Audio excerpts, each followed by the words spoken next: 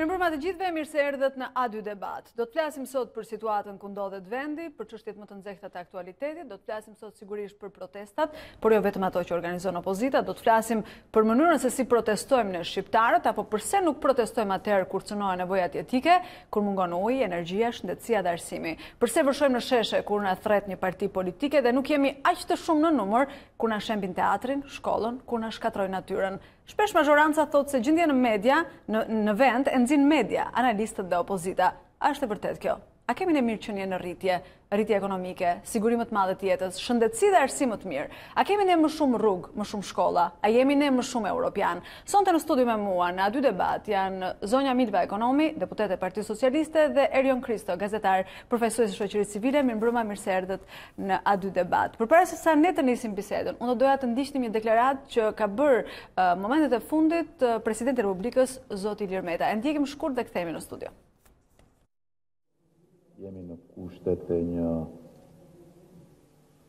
krize politike, kushtetuese dhe institucionale, e cila mund dhe duhet ishte shmangur në mënyrë të vazhdueshme dhe sistematike. Kam apeluar për reformë, për dialog midis palëve, jo vetëm për të evituar këtë situatë, por mbi gjitha për i paraprirë atij vendimit të rëndësishëm që u paralajmëruan qershorin e vitit kaluar për mundësinë e zgjedhjes negociatave për vendin tonë në qershorin që po vjen. Dhe një ditë pas vendimit të qershorit kam thënë se duhet fillojmë punën menjëherë në dialog qeveri dhe opozitë, sepse siç iku një ditë kam thënë, mund t'iki dhe një vit dhe mund të mbetemi përsëri në vend. Kështu që në vijim edhe të thirrjet mjaft më pashme që palët të bëjnë hapa pas dhe të reflektojnë me përgjegjshmëri për të rivendosur normalitetin politik, demokratik, kushtetues dhe institucional në vend. Unë besoj se kur ka vullnet dhe përgjegjshmëri dhe vjen plan pa interesat kombëtare dhe interesi kombëtar, gjithashtu që duhet na motivoj shumë fort për shkak edhe të kohës që po paksohet, ka të bëjë dhe me një vendim të mundshëm të Bashkimit Evropian për çështje negociatave për Shqipërinë dhe për Maqedoninë, duhet të na shtyjë drejt zgjidhjeve të mençura dhe drejt zgjidhjes politike të kësaj situate. Pra kemi krizë kushtetuese që do zgjidhje të mençura dhe do zgjidhje politike, thot presidenti i vendit, zonja Ekonomi. Tani unë këtë situatën nuk e shoh si situatë krize, në kuptimin krizë kushtetuese. Krizë kushtetuese, unë nuk e shoh fare kështu. Ajo që vërej unë është që kemi dy forcat politike, që është Partia Socialiste dhe të themi Bashkimi i Partisë Demokratike dhe Lëvizjes Socialiste për Integrim, që ka një qasje të ndryshme ndaj përgjegjësisë që kanë për Shqipërinë. Në qoftë se Partia Socialiste ka marrë përgjegjësinë për ta parë që vendin si një vend i cili ka vendosur tashmë ligjshmërinë, ka në krye të fjalorit të vet rregullin, ka në krye të fjalorit të vet qasjen ndaj Europës, integrim në Bashkimin Evropian, forcat e tjera, që është Partia Demokratike dhe LSI-ja, nuk e kanë këtë lloj qasje. Për ata fjala ligjshmëri dhe rregullsi nuk është. Duket sikur fjala për ata është kaos dhe paligjshmëri. Ndërkohë, nëse qasja e Bashkimit Evropian është ajo që na bën ne të shkojmë përpara duke pas parasysh që imazhi i Shqipërisë në Europë dhe në botë duhet të jetë një imazh pozitiv, duke pasur parasysh që ecuria e reformave për cilës është negociuar me Bashkimin Evropian duhet të ketë një path normal dhe duhet të shkojë përpara, për të cilat përgjegjësia e klasës politike është për të dhënë një imazh për një vend i cili përparon në rrugën e Bashkimit Evropian, më duket se kur këto janë diametralisht të kundërta nga qasja që bëjnë këto forcat politike. Që kështu unë ajo që besoj tani është që çfarë ka ndodhur, që në fakt presidenti e quan si krizë politike, është lënia e mandateve. Po lënia e mandateve është një rast pa precedent, është një rast i pa dëgjuar ndonjëherë. Dhe ndërkohë në historinë 30 vjeçare të 100 bojkoteve të fundit në botë nuk ka një rast suksesi, vetëm një ka qenë. Në Peru ku bojkoti pati një kuptim që bojkoti është i suksesshëm. Përkundrazi, bojkoti është një dështim i klasës politike, i asaj force politike që e sjell si element të zgjedhjes në shoqëri. Kështu në këtë moment unë them që ne duhet të qasemi me shumë mençuri dhe me shumë mençuri dhe me përgjegjësi për situatën që kemi, sepse qershori i vitit 2019 po troket ja ku është. Ndërkohë që ecja përpara reformës në drejtësi është një kurs shumë i rëndësishëm për Shqipërinë që të aproqet në Bashkimin Evropian, që të qaset në Bashkimin Evropian. Respektimi drejtave njeriut gjithashtu është një kurs shumë i rëndësishëm. Lufta që bëjmë ne për të vendosur shtetin e së drejtës është një përpjekje tjetër e rëndësishme e Shqipërisë. Që kështu unë them që të gjitha këto tregojnë që qasja që ka Partia Socialiste ndaj situatës që ka vendi është një qasje shumë e përgjegjshme. Ndërkohë unë nuk duhet të harrojmë dhe faktin që jeta parlamentare dhe jeta ekzekutive vazhdojnë me normalitet, vazhdojnë sipas një kalendari pune që është miratuar. Erion, të duket normale situata në të cilën ndodhemi? Si vjen tek ty e gjithë kjo rrëmuja? Situata është kaq keq sa ishte shqetësuar dhe sa i mirë pirgu, domethënë kaq keq ka vajt puna. Po shqetësohen ata që janë jashtë, mirë ne jemi brenda. Sa mirë është shqetësuar për një gomë të djegur në fakt. Po pra, goma e bëri Shqipërinë në fakt. Goma s'na le të futemi në Evropë, nuk është goma. Çështja e vërtetë. Ne s'na le të futemi në Evropë korrupsioni, nuk na le të futemi krijim organizuar, nuk na le të futemi në Evropë pikërisht mungesa e vendosjes së shtetit ligjor që vihet si thua me dy standarde.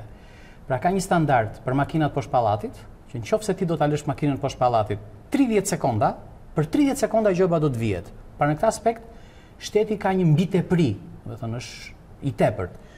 Dhe po të shikosh të gjitha listat, Shqipëria është në regres, nuk është në progres. Ne vetëm bijem në vende, bijem në listën e korrupsionit, bijem në listën e shëndetësisë, bijem në listën e bërjes biznesit, në të gjitha që nuk i bëj unë këto, pra nuk është se po i them nga mendja ime. Së fundi ishim dhe vendi i fundit në Evropë për shëndetësinë, domethënë. S'po marr indeksin e lumturisë e të gjitha tjerat që jemi prapë të fundit.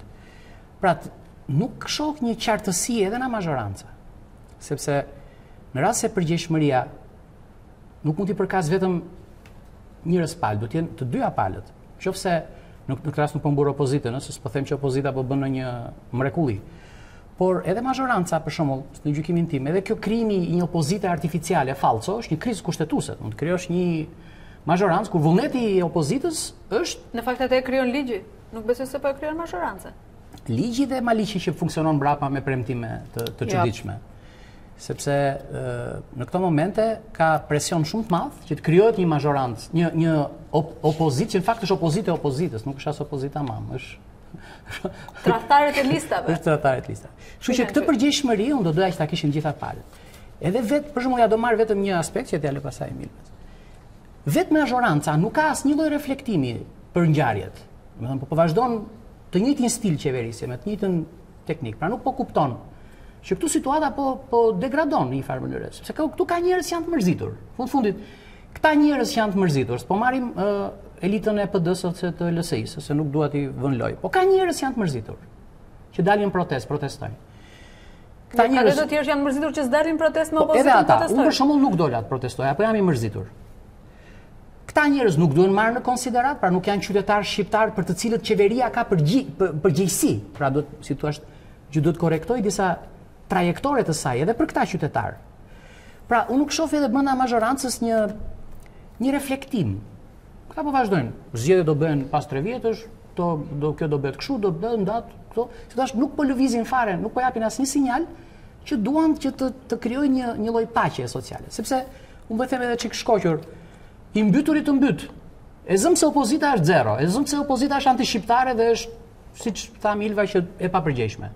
Problemi është që u prish balanca, do mbyten që të gjithë, pa do mbyten edhe të përgjegjshmit bashkë me të papërgjegjshmit. Dhe s'mund vazhdosh me idenë që unë bëj sikur ti se ekziston, ose unë bëj sikur ti nuk ke të drejtë. Kështu që edhe majoranca duhet t'jap sinjale hapjeje ose komunikimi. Natyrisht nuk kjo ideja që thot opozita që ik ti të vi unë ose ik unë të vi ti, këto janë komplet mungesë logjike. Por gjithsesi përgjegjësia kryesore më e madhja i takon liderit të majorancës. Edi Rama ka marrë gjitha përgjegjësitë për çdo gjë që po ndodh, sepse ai është bërë qendra e çdo unë nuk di që të ketë zëra të tjerë në Partinë Socialiste, vetëm një është. Vetëm një dhe të gjithë tjerët grush bashkuar rreth tij.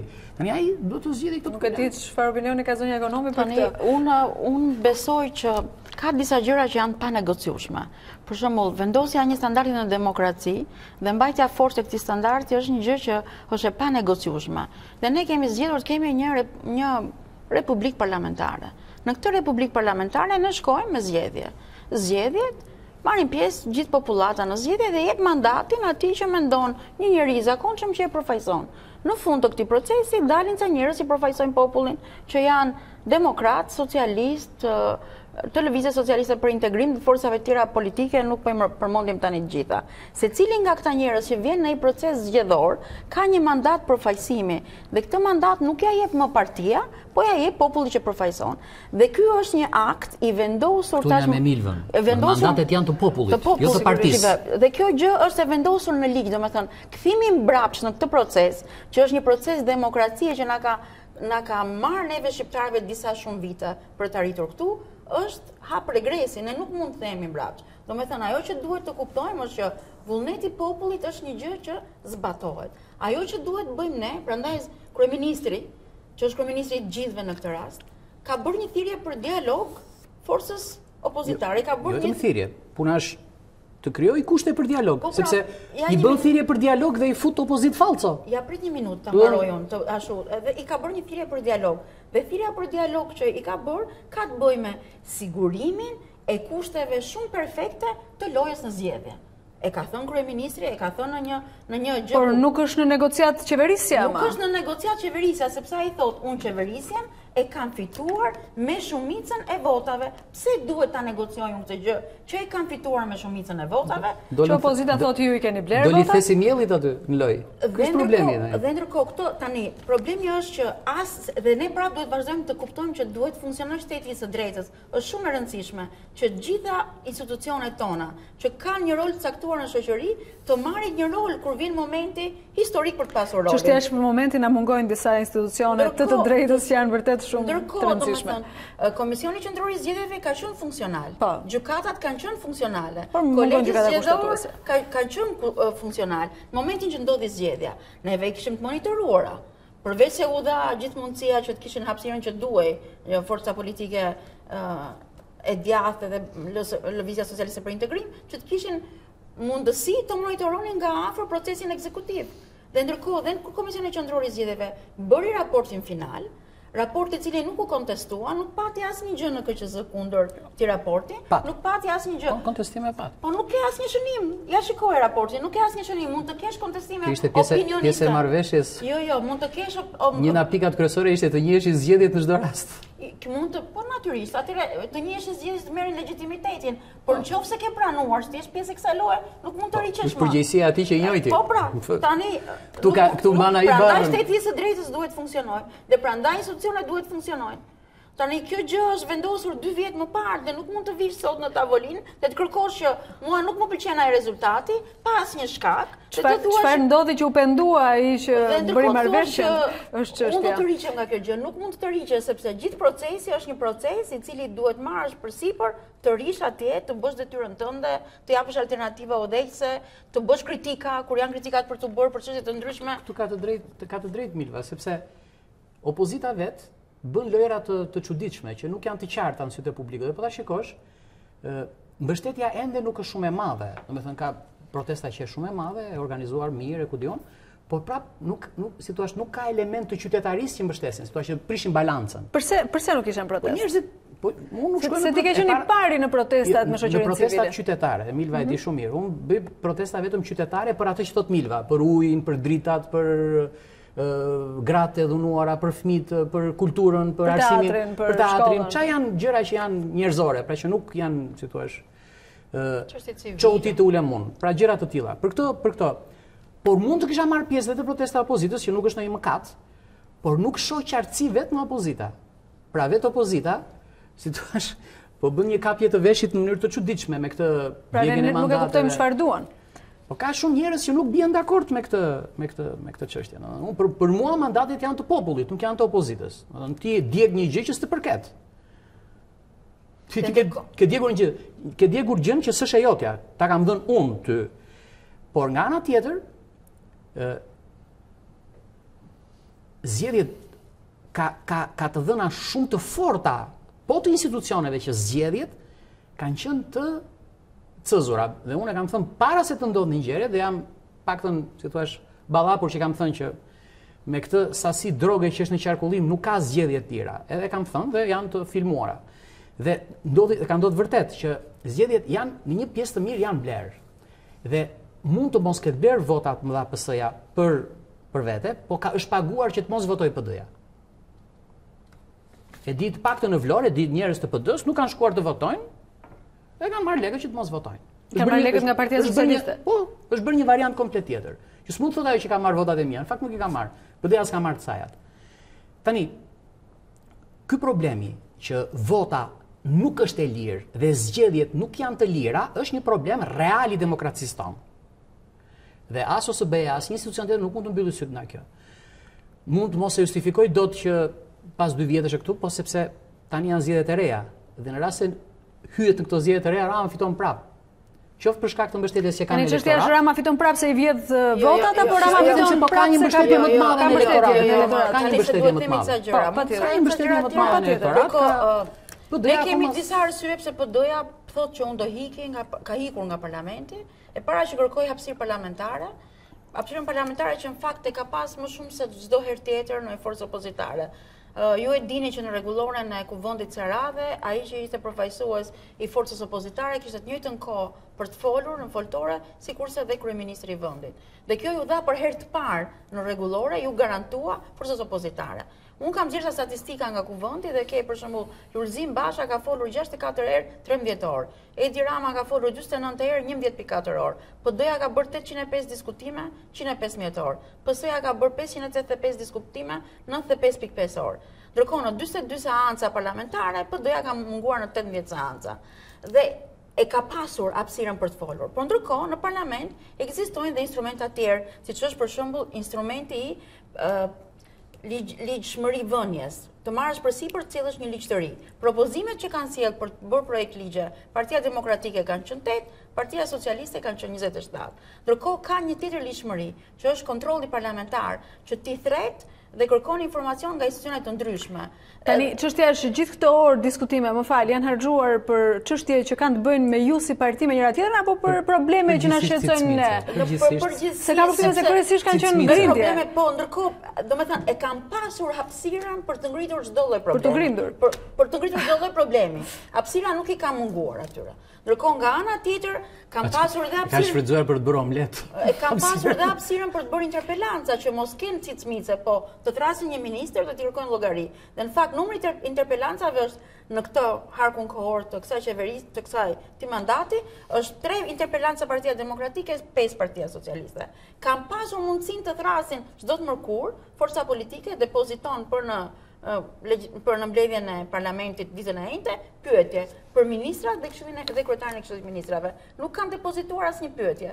Domethënë, ai cicmici atje ka qenë cicmic pa rezultat, sepse hapësira ka qenë për të thënë gjëra që i shqetësojnë gjithë njerëzit dhe për të patur mundësi të zgjidhin një problem të vogël, një problem i cili bëhet më mirë për njerëzit që ato përfaqësojnë në kushtet e një programi qeverisës që ka Partia Socialiste, se Partia Socialiste ka marrë përsipër të implementojë këtë program qeverisës, të ketë këto rezultate dhe sjell këto projekt ligje, bën këto udhëzime për këto projekt ligje. Kanë marrë përsipër të bëjnë diçka? Ndërkohë në harkun kohor të kësaj legislature, unë dha statistika që e ka marrë nga faqja e Kuvendit. Nuk kanë ndodhur këto gjëra, që kështu instrumenti parlamentar nga forca politike është përdorur shumë pak nga forca politike opozitare. Të kthehemi tani tek puna që bën qeveria. Tek puna që bën qeveria, një nga gjërat e rëndësishme është që të bësh luftë me kanabizimin e vendit dhe me bandat kriminale. I keni parë ju të dhënat që kanë ardhur, që vijnë nga forcat ndërkombëtare, jo nga Shqipëria. Sa sipërfaqe e ulur me kanabisin e mbjell, sa janë të gjitha. Tani çështja është kush e shtoi sipërfaqen. Që pastaj e ulëm. Po pra, Alienët. ndërkohë që Se ne e shtuam, nuk ne shtuam vetë. pra po, dhe lufta Jo, ne nuk shtuam gjë, u shtua në kohën e qeverisjes Partisë Socialiste. Ndërkohë Partia Socialiste është partia që filloi luftën me vendin E filloi sa për sy e faqe dhe e shtoi në çdo faqe. Më fal tani, sepse luftën me kanabizimin që ishte Lazarati në Gjirokastër, Lazaratin si qendër të grumbullimit të drogës e filloi Partia Socialiste. Po, zhduk Lazarati, po u hapën shumë qendra të tjera. Dhe mos harrojmë tjetrën situatë që në përgjithësi Kishte kudo tjetër përveç se në Lazarat. Kudo deri në Rinas, e kam denoncuar publikisht haptazi se ma dërgonin të thoshin opresore te kodrat e Jo, diellit kemi parë denoncime plot me zë, me figurë. Ma çonin inbox te kodrat e diellit në Rinas, në Rinas ka qenë. Rezultoi 42% më i ulët, numri i bimëve të kultivuara se në 2017-ën. Në 2018-ën. Do me thënë, 42% më i ullët. Do me thënë, problemi i luftës është gjithmonë një problem... Unë se kuptoj këto shifrat se më duken qesharake të gjitha, por edhe sikur 90% jetë më pak, prapë është një sipër... Unë nuk dëgjoj propagandën, unë dëgjoj sa drog kapin institucione ndërkombëtare. Italianët dhe grekët, me këto e kam unë. Problemi është 100 tona atje, 100 kg këteja, 1 tona ndea, 10 tona. Është a kanë ndikuar tek rezultatet zgjedhjeve lekë të drogës? Kjo luftë nuk bëhet e vetme, kjo luftë bëhet me gjithë forcat policore që janë të gjitha forcat që bashkëpunojnë me ne. Italianët, grekët, më tutje gjermanët, më tutje amerikanët, dhe ndërkohë gjithë bashkëpunojnë për këtë gjë. Çështja është që duket sikur kapin vetëm ata. Po jo, më do të thënë ne mbjellim, ne korrim edhe kapin ata. Nuk mund të jetë ashtu, se betejë është e përbashkët, nuk mund të jetë atyre, betejë është e përbashkët. Dhe ndërkohë, përveç kësaj, janë sekuestruar edhe shumë para që vinë nga aktivitetet kriminale dhe ju e dini që sekuestrimi ka qenë nuk e di se sa herë më i lartë. Ndërkohë që iku euro na 1400 vajte 1300. Ka vajte 1200 fare. Betejat janë të vazhdueshme dhe këto beteja janë të njohura nga ndërkombëtarët për gjitha forcat policore shqiptare që bashkëpunojnë me ta. Dhe këtë gjë ne nuk e mohojmë dot. Beteja me drogën nuk është një betejë tanishme. Mos më shqetëson fare kanabisi, më shqetëson heroina. Beteja me drogën është një betejë që ka vite që ndodh në Shqipëri dhe rezultatet po i jep tani. Që kështu kjo është një gjë që nuk do të harrojmë. Të gjitha agjencitë ndërkombëtare kanë folur për problemet. Madje edhe shumë marrin shumë televizione prestigjioze evropiane ose agjenci lajmesh kanë bërë raporte të tmerrshme për situatën që ndodh. Haptazi fare kanë ardhur këtu, kanë shirë, kanë zbuluar. Në fundit ishte i rajt. Mos po them që s'është luftuar, po them që është shtuar shumë, derisa ka cënuar jo vetëm sigurinë publike, po ka cënuar edhe gjitha njerëz me koka të prera në katër anët e Shqipërisë, njerëz të humbur, njerëz të vrarë, njerëz nga droga. Unë ndjek, se nuk kam se ta shu, po ndjek sa arrestohen në Itali, në Greqi, në Belgjike, në Londre. Po pra nuk arrestoheshin përpara, sepse po arrestojnë belgët. Nuk arrestoheshin përpara. Kjo tregon që lufta kundër drogës është një gjë shumë serioze dhe policia e shtetit e ka marrë seriozisht dhe prandaj në këto vite ke kaq shumë misione, ke kaq më shumë orë fluturimi, ke kaq më shumë zbulime, s'është marrë seriozisht kjo betejë. Unë këtë marrë seriozisht edhe mbjelljen. Unë këtë duhet të tregoj. Që kjo betejë është marrë seriozisht dhe në këtë betejë janë përqendruar forcat e policisë që punojnë me forcat e rendit. Kthehemi pas publicitetit. Jemi kthyer pra në studio me debatin dhe i bëjnë mirë apo i bëjnë keq këto protestat e opozitës të ardhmes së vendit? Protestat në çdo rast i bëjnë mirë. Sido qofshin ato? Absolutisht. Në çdo lloj rasti protesta është gjithmonë e mirë. Sepse protesta vajis demokracinë, nxjerr mllethet. Në fundit njerëz që s'pian dakord me ty. Domethënë unë s'jam dakord me atë që bën ti. Ky është demokracia. Natyrisht demokracia është dhe vota, drejt tha Milva, por vota gjithmonë duhet jetë e marrë në mënyrë të lirë. Nëse vota është e lyer me pak miell, është si ajo këmba e ujkut që ishte bërë me miell. Nuk është këmbë nga mamadhisë, është këmbë e ujkut, e lyer me miell. Kështu që nuk është protesta që e mban Shqipërinë larg Evropës. Shqipërinë larg Evropës e mban gjithmonë mirë ose keq qeverisja. Por me që ne jemi në një proces të jashtëzakonshëm, që është procesi i pastrimit të drejtësisë, që për mua është procesi më esencial. Po dhe ai është kontestuar në fakt, po. Po është kontestuar sepse duke qenë një proces gigantesk, ka probleme të mirëfillta. Ky proces është procesi më i madh që mund të jetë bërë. Si mund të jetë i pakontestuar në një mjedis totalisht të kontaminuar? do ketë probleme. Por fakti ngelet fakt që një pjesë e drejtësisë po pastrohet. Madje edhe ata që dukeshin të tërësisht të paprekshëm po pastrohen. Natyrisht ka aty dhe budallëqe, do njerëz që janë goditur në mënyrën më të parësyeshme, krejt selektive, por ajo që është themelore është që ky proces i drejtësisë, i situashi pastrimit, nuk duhet të cënohet në asnjë rast. As nga kërkesat e opozitës, as nga reagimet e mazhorancës. Ky është i vetmi proces që nuk duhet prekur. Për gjithë të tjerat pasaj mund të diskutohen. Si do ta garantoj sigurinë e votës mazhoranca? Tani, ajo që është e rëndësishme është që kodi zgjedhor është në proces rishikimi. Dhe ju e dini që kur mbaroi raporti i KQZ-s në ditët e 2017-s, në tetor të 2018-s, mbasi kishte dalë në fund shtatorit edhe raporti i OSBE-Odirit, u ngrit një grup i përbashkët pune i përbërë nga dy forcat politike për të parë në kodin zgjedhor dhe për të reflektuar të gjitha rekomandimet që kishte bërë OSBE-Odiri, Këshilli i Europës, apo dhe Bashkimi Evropian lidhur me çështje të ndryshme të kodit zgjedhor. Dhe ndërkohë u punua në tavolina pune, ishin rreth 6 tavolina me tema, me ekspertë huaj, me ekspertë vendas, për të reflektuar këto rekomandime. Dhe rekomandimet u reflektua në kodin zgjedhor, që kështu u përfundua një variant i parë i kodit zgjedhor, i cili mori edhe ato që quhet nuk janë miratuar. Morin edhe miratimin e gjithëve. Në këtë moment Partia Demokratike e la kryesat e diskutimit kodit zgjedhor. Domethënë, dhe Partia Socialiste i bëri thirrje dhe i tha, mund të sillesh edhe një letër, merr një letër të bardhë, bëj rekomandimet e tua si të duash ti shkruaj. Kjo ishte oferta më e mirë e mazhorancës. Tani këto ndryshimet në kod mund të miratohen në parlament me këto votat e reja që do të shtohen? Nuk miratohen dot se duhen 84 do plotësohet parlamenti. Parlamenti do miratohet. Në këto momente ne nuk e miratojmë dot. 81 i kanë. Sepse ne nuk kemi 84 pra. Nuk kemi 3 vota. Nuk i kemi 84. Ne nuk i kemi majorancë. Dhe problemi që vjen rrotull është kjo alibia që është ngritur, sepse nuk marr pjesë në zgjedhje, se nuk është i mirë kodi zgjedhor, dhe unë heq dorën nga diskutimet për kodin zgjedhor. Domethënë janë futur vetë në një rreth vicioz. A ka më kohë tani për zgjedhjet e 30 qershorit? Për zgjedhjet 30 qershorit ne e kemi kodin zgjedhor dhe shkohet me kodin zgjedhor. Me atë të vjetrin, për zgjedhjet 2011-s, kodi zgjedhor përmirësohet dhe shkohet me kodin zgjedhor përmirësuar. Dhe mos harroni që gjitha përpjekjet për të pasur votimin elektronik, për ta pilotuar atë, për të futur emigrantët në zgjedhje, për të siguruar blerjen e votës, për të siguruar mos financimin e partive politike, janë të gjitha të shprehura në kodin e ri zgjedhor. Pse nuk erdhi Partia Demokratike të votonte? Sepse këto pra gjithë këto shqetësime që ka janë pjesë e atyre rekomandimeve, janë pjesë e atyre ndryshimeve. Pse nuk erdhi të votonte? Pse nuk mori pjesë në diskutime? Sepse kjo tregon që nuk kanë përgjegjshmërinë për ta çuar përpara procesin e demokracisë në vend. Kjo është përgjigjja që mund t'i japësh këtij bojkotimi që i bën kodit zgjedhor. Diçka ndjejnë ata tani.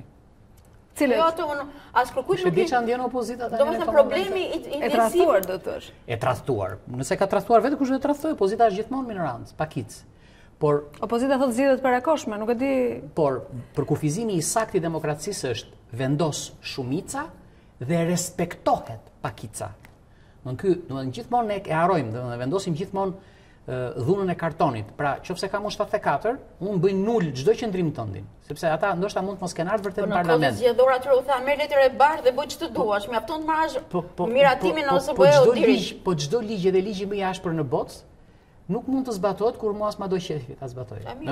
Ideja është kjo tregon pa përgjegjshmërinë totale të tyre këto. Jo të tyre të atij që ka, për shembull, atij që ka pushtetin e ka mazhoranca. Për shembull, mund të miratoj çdo kërkesë tënden dhe çdo kërkesë, për shembull, si zgjidhet çështja e blerjes së votës në shtëpi. Si e zgjidh ti? Të blerës së votës në shtëpi? Çfarë në shtëpinë tënde dhe ta blej votën. Tani njerëzit nuk mund të shkohet në këtë lloj diskutimi sepse njerëzit janë ndërgjegjësuar aq shumë sa e kuptojnë shumë mirë. E kundërta, njerëzit janë ndërgjegjësuar kaq shumë sa nuk ta japin votën pa lek. Ky është ndërgjegjësimi vetëm. Jo, nuk janë fare dakord, janë ndërgjegjësuar. Na shikojnë mirë njerëz. Njerëzit janë ndërgjegjësuar. Do të në qytete unë për shembull nuk ta thënë njëri në një gjë, por në përfshatra, në përkështu është kasapam. Sa është ndryshme një program qeverisës nga programi tjetër. Po kuptojnë njerëzit në programet asnjë gërm. Sepse partitë politike kanë përgjegjësinë që programi programi mazhorancës nuk di asgjë. Tani ju jeni dakord që këtu ka blerje votash? Që ekziston si fenomen? Që ekziston si fenomen, edhe unë jam dakord, Partia Socialiste e ka planuar të dakordsi, po ndërkohë kjo as kërkush nuk e ka verifikuar këtë gjë. Kush i blen votat? As kërkush nuk e ka verifikuar këtë gjë.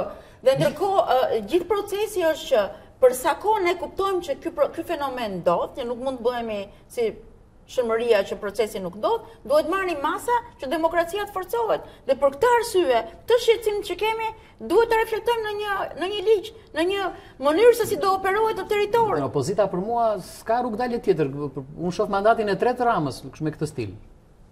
Më stili është që e vetmja formë që ekziston në demokraci për të përmirësuar gjëra është të ulesh në tavolinë dhe të dialogosh.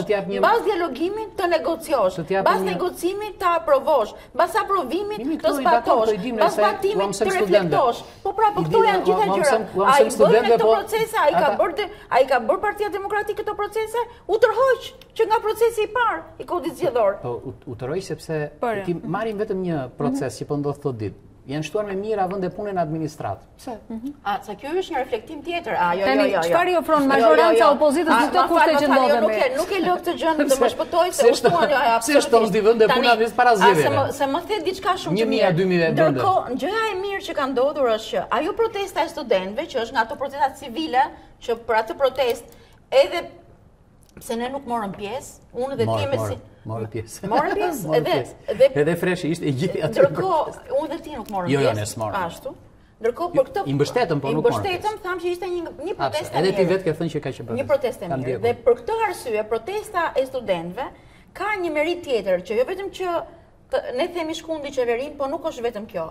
Ka meritën tjetër që tregoj që nëse funksionon një dialog, e sado i vështirë që të jetë dialogu, menjëherë ai nga kjo qeveri merret dhe përkthehet në aksiona. Dialog nuk pati në fakt, po ishte i vështirë, po ndërkohë dialogu ishte monolog. Ndërkohë jo, nuk është kështu, sepse kur do flasim. Ndërkohë që pakti për universitetin është një nga ato gjëra, prandaj them dialog të vështirë. Pakti për universitetin është një nga ato element i cili i dha mundësinë studentëve të reflektonin dhe trupave pedagogjike të reflektonin. Bie apo s'bie dakord me ato gjëra që ka pakti. Do t'i zbatosh apo do t'i zbatosh të gjitha ato VKM, por studentët morën në konsiderat VKM-t që u dhan atyre shansin për tarifa më të ulta. Dhe aty është një instrument tjetër, që është një instrument shtesë. Dhe instrumenti shtesë është punësimi i studentëve të ekselencës. Dhe vendet e punës u hapën dhe për të bërë presionin që në administratë publike nuk mund të rinë më ato me diploma falca. Që nuk e kemi kuptuar dot se si kanë ardhur këto diploma. Ka qenë presion cilësie, dhe presion aq i mirë për t'i dhënë shansin atyre që janë të zotë, që kanë atë mesatare 9 deri në 10, që të kontribojnë në administratën publike shqiptare dhe të japin mendime dhe të japin tani në këtë moment që ndodhemi, çfarë do t'i ofrojë majoranca opozitës? Çfarë ka për t'i ofruar? Majoranca do t'i ofrojë opozitës një qëndrim komplet ligjor. Domethënë ne kemi një ligj që funksionon në Republikën e Shqipërisë, që është ligji kodi zgjedhor. Kodi zgjedhor ka gjithë instrumentat se si veprohet, shkohet në KQZ, si vepron KQZ-ja. Ne jemi shumë të hapur që dialogun me ta për zgjedhjet e ardhshme ta bëjmë konstruktiv, negociat me ta për ndryshuar neve forcat e qeverisjes në tavolinë nuk do të kemi. Dhe ky është një mesazh i thënë disa herë. Dhe zoti Rama ja ka përsëritur, dorën për komunikim ja ka shtrirë dhe i ka thënë që jemi të hapur për dialog, ama pushteti nuk ndryshon në tavolinë. Erion, majoranca shpesh akuzon analistët apo opozitën se e nxin situatën në vend. Është e vërtet kjo? Domethënë ne jemi kaq keq sa çdo opozita apo sa çton opinionistët për ekrane? Apo i prishin punë vetes her pas here? Po çfarë punë e prishin vetes, ne akoma s'kemi ujë tamam. Akoma s'ka ujë tamam. S'po të marr 1000 gjëra tjera. Tani këtu po ikin njerëzit, realisht. Nuk është se po tu nuk kam shpikur unë. Që po ikin njerëzit. Po nuk e kam shpikur unë as analistët. Tu njerëzit nuk duan të rinë më në këtë dhe, kupton? Janë me shpresën për të ikur, duan të ikin. Njerëzit po ndjekin kalamajt, po i çojnë andej, po i çojnë na 20 vjeç, na 21, na 22. Pe një dje 23 vjeç vrau njëri në Angli, ishte 23 vjeç. Një djalë shqiptar. E hodhi na skela. Unë e ti. Po flas 23 vjeç. Pra në mosha të vogla fare, deli ka në botë ka edhe adoleshentë që janë nëpër kampe. Ka adoleshentë nëpër kampe. Do thotë njerëzit nuk kanë më dëshirën për të ndënjur. S'po them që majoranca nuk ka punuar, pra nuk hyte grupi atyre njerëzve që ti nxim komplet. Ka bërë ca gjëra. Janë përmirësuar gjërat për shembull nga 2013 deri Ka bërë ca gjëra, po reformat nuk kanë finalizuar në asnjë fushë të jetës.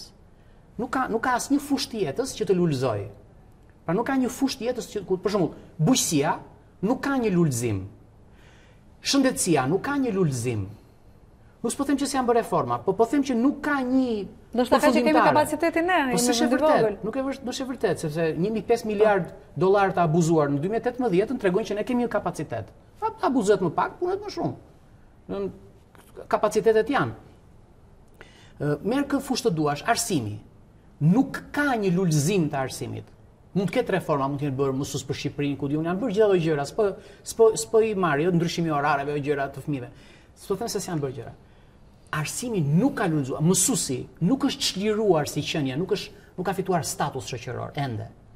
Njeriu i kulturës dhe i artit, ç'a është në vendin tonë? Është një zero.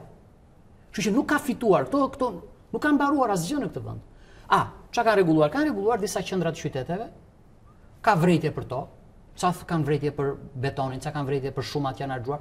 Po një ndryshim është bërë. Unë se moj dot. Shumë në Berat është më ndryshe. Ecë ka një shëtitore. Në Vlorë ka diçka. Diku tjetër ka. Nuk i mohoj këto. Këto janë bërë. Por nuk ka një lulëzim ekonomik. Për shembull në turizëm, ç'a është bërë një gjë e madhe? Ku një lulëzim i turizmit? S'po them që s'kan ardhur turist. Ja ku e kam dhe Milvën. Kan ardhur. Po mund të kenë ardhur për arsye nga më të ndryshmet. Ku është lulëzimi i turizmit? Ne kemi qenë për turizëm, ne kemi parë vetë si funksionon. Ku ka, pra si thua, nuk ka marrë diçka. Ktu një qetësi ndër njerëzit ende nuk është krijuar. Pra që t'jemi qetë. Kam përshtypjen se do haj shumë vjet kjo. Do haj shumë vjet. Atëherë tani nuk mund t'jemi mirë vetëm në letra, ne, me përqindjet në letra. Do t'jemi mirë edhe çik në realitet. Pra kjo është edhe ftesa ime për majorancën, të ndryshoj çik stilin e qeverisjes. Të jetë kjo përkthehet në reflektim për ty, ndaj reflektim absolut. Po, dhe unë besoj që peshën kryesore në këtë rast duhet ta mbaj kryeministri. E zëm se ka të drejtë, e zëm se unë jam me Milvën, bashkojmë të. Ore si mund t'i iki unë të taj, se në fund janë votuar, dhe kjo është logjike. Këtu nuk gjej asgjë të gabuar. Është njësoj si të them unë ty ndau na burri. Po si ty ndau na burri, po ndau pra se kështu dua unë, do i ngrevurie po s'ndave na burri jot. Kjo është logjika, pak a shumë.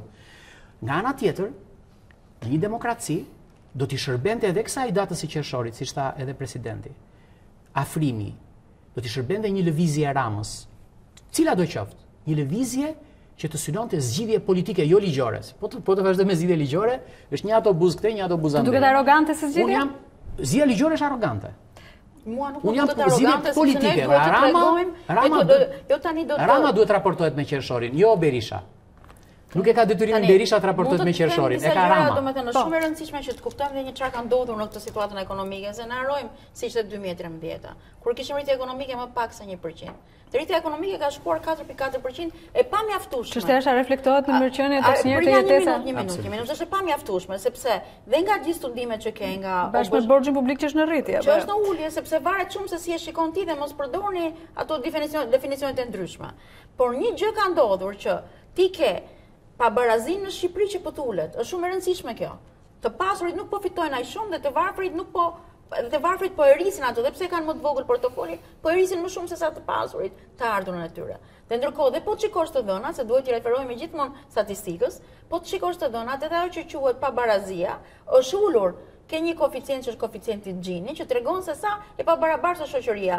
Dhe shoqëria shqiptare në këto vite është më pak e pabarabartë. Është bërë më pak e pabarabartë. Ky është një lajm i mirë. Është një lajm i mirë për gjithë shqiptarët. Ndërkohë nga ana tjetër ke ata që kanë qenë në pragun e varfërisë, të varfrit në Shqipëri përqendrohen rreth një vije varfërie, që konsiderohet 60% e medianës. Të varfërit janë ulur në numër, ato që përqendrohen rreth. Janë ulur se kanë ikur një pjesë, kupton? Ta them dhe atë, ta shpjegoj dhe atë. Kanë ikur dhe s'kan ngel më pak. Ato të varfrit. Jo se nuk janë ulur se është bërë në gjë për ta. Tu po ikin dëgjova më shumë. Bashkë po diskutojmë se kemi në një natë. Po s'është një natë, po a ndjejmë ne vërtet këtë gjë?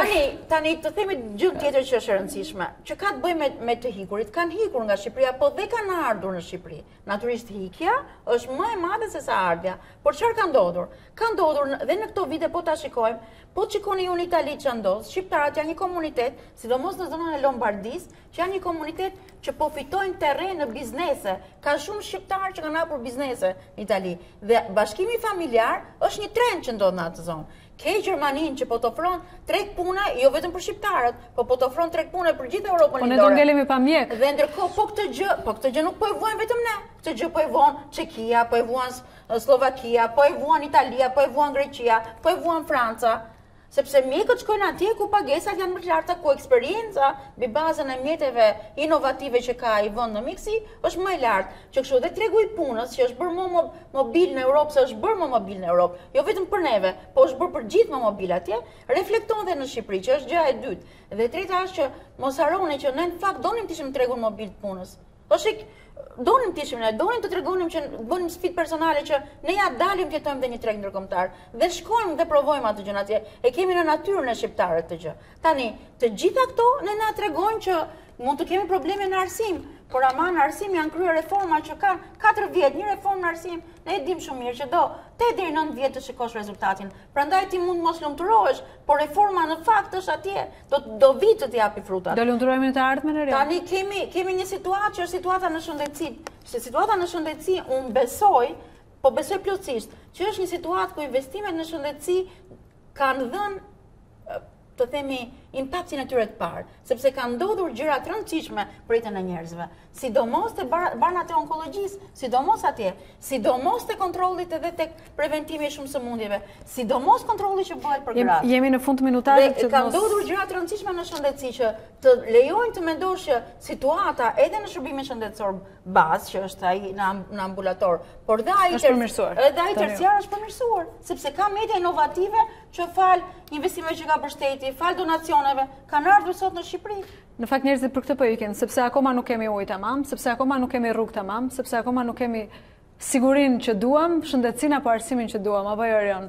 Diçka të fundit për ta mbyllur. Ndërkohë, unë besoj që do të ndjejmë efektet më vonë. Edhe gjithë ky debat që bëhet, është ky debati që ne bëjmë, sepse kemi aq shumë forume politike që diskutojmë banaqe, kodiun, TV show që kemi. Jemi vendi me më shumë forume politike në botë që i kemi në media.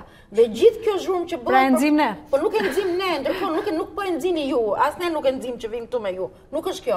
Tregon që ne kemi aq shumë informacion që japim njerëzve për këtë situatën politike, ku debatojmë në këtë rast jemi fatlum që debatojmë me Erionin. Po ka raste të tjera që nuk janë raste fatlume, ku debatohet që ti nuk nxjerr dot as i përfundim nga kakofonia që tregohet në emision. Dhe këto natyrisht që nuk e lumturojnë njeriu e zakonshëm. Dhe bëjnë tiki. Nuk po them që njeriu ikën nga debatet televizive. Njeriu ikën se s'ka çata haj, ose ikën se edhe kur ka çata haj nuk është i qetë. Unë di raste të fundit, e ka shumë të tillë, njerëz që me lek me biznese po ikin. Dhe kjo është më e frikshme. Çështja është që qeverisja ka detyrime më të mëdha se sa opozita. Qeverisja ka detyrimin për të gjithë.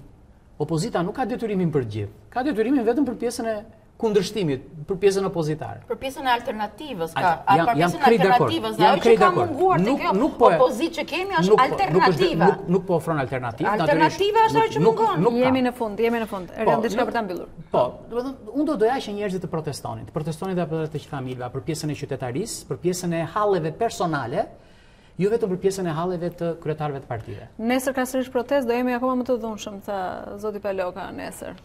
Mos pini kafe afër parlamentit. Ndërkohë kjo është nga gjëra që donon edhe Bashkimi Evropian, donon edhe OSBE-ja, donon edhe Shtetet e Bashkuara të Amerikës, që protesta të jetë, por protesta nuk mund të jetë e dhunshme dhe kundër institucioneve. Opozita nuk mund të mos ketë as gaz lociellës. Gazi lociellës është një element që përdoret kur protesta bëhet e dhunshme. Nuk mund të cënosh as kryeministrin as parlamentin, sepse këto janë ngjarje që nuk janë normale në funksionimin e protestës. Pak dhuni bën mirë demokracisë. Pak fare, me mas. Si ata e lek verdët në Paris. Ata e të pranë. Faleminderit që ishit në aty debat, faleminderit dhe ju që na ndoqët, rikthehemi nesër në orën 18, miru ta kofshim.